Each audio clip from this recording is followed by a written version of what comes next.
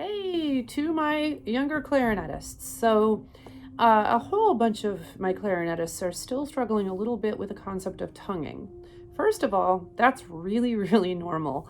It's always been a slightly harder concept to teach because you cannot see the inside of my mouth. You can see hand position and pick up on a lot of other cues, but you cannot see what my tongue is doing inside of my mouth. And then masking makes it extra difficult. So I'm going to give you a little demonstration of some tips to help you learn how to tongue and how it's done properly. And hopefully this will help. So first of all, when we tongue, it's basically just starting each note with a nice firm D syllable. You can also use like a ta syllable. If you say D, D, D to yourself, you feel the tip of your tongue touching sort of the gums of your, towards the roof of your mouth, but almost at where your teeth are. So say the syllable D, D, D a few times and feel the motion that your tongue is making to make that syllable. Or try ta, ta, ta. I don't like ta as much because when you say ta, your jaw drops down and that should not happen on the clarinet. So D, D, D, D, but keeping this nice and still. Okay, then what we do to create a good embouchure is really important. And for a lot of students, I can't see their embouchure past their musician's masks. So if there's any like imperfections, I might not know it based on anything other than your sound.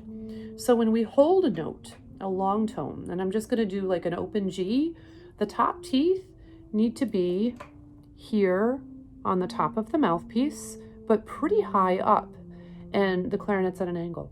Your bottom teeth are covered by your bottom lip slightly, like this, and the chin muscles point down. Think of like a wizard stroking his or her beard like this, you know? Another thing that my teacher used to teach me was milkshake face, like you're drinking out of a thick straw and you're trying to get the milkshake out. That's the face you make with your muscles. Another great demonstration that a friend of mine uses with her students is the syllables E-U. And the U is what you do with this part of your face, and the E is what you do with the inside of your mouth, going back to that D syllable. Okay, I know this is kind of long, bear with me. So my top teeth are going to go on here. My bottom lip is going to roll a little bit over the teeth. So you still see the pink on the sides of my mouth. And I'm gripping pretty firmly on the mouthpiece. If you were to come up and try to move this, you shouldn't be able to. My teeth keep it in place.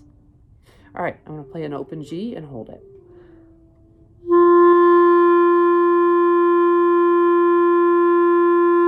And you can do that on any note. If you prefer C, you could do C.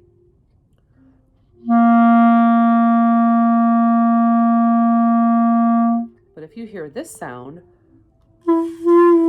any movement of the sound means that your embouchure is not firm and that your air supply is not steady. Both of those two things have to happen for good tonguing. So if I were to play hot cross buns and tongue it, you'll hear a nice clear start to each note.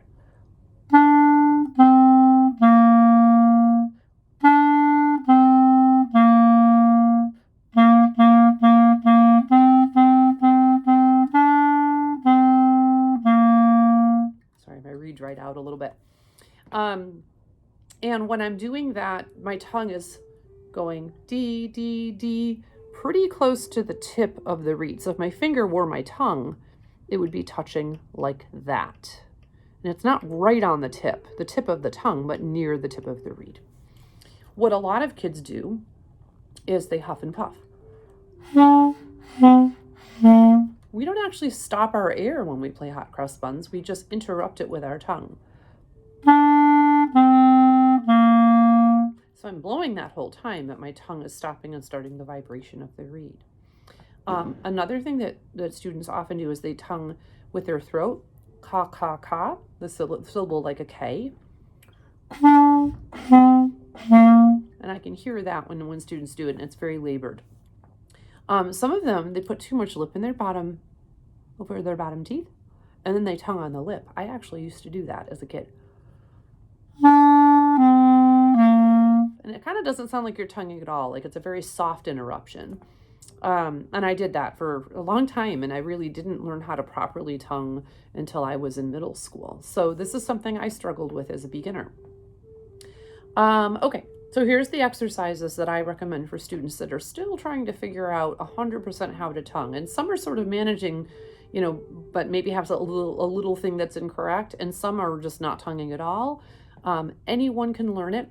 I actually have a friend who's a private teacher. She puts a little dot of Sharpie on the end of her students' tongues and has them transfer it to the reed. I don't think I can do that. So imagine you have a dot at the end of your tongue and you want to transfer it to the reed. Play your long tone first. So get a nice stable note. We'll do open G again.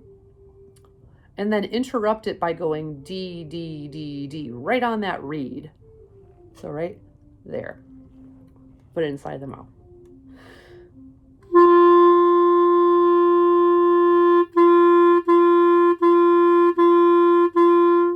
If you see the chin moving up and down, and you'll hear that it's not clear, then your embouchure needs to be still.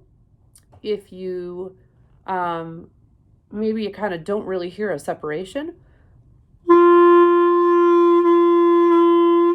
then you might be sort of flicking your tongue but on the lip.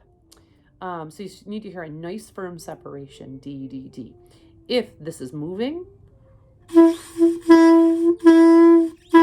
then the tongue is bouncing against the reed, but the reed is all over the place in your mouth, so the sound is not clear. So those are the most common habits. So practice taking a long tone on an easy note.